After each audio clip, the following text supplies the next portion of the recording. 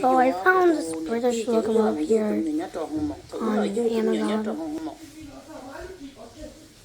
The British! It just says British Railways right there. And the number is called 41, 40, I don't know what the number says.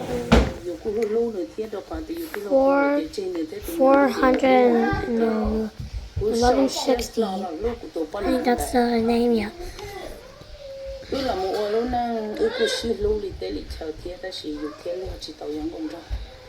you go.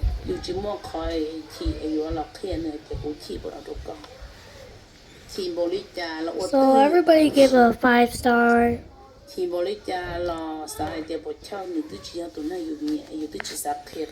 And like, look at this crappy price right here. How much? Why did they even have to set the price like this?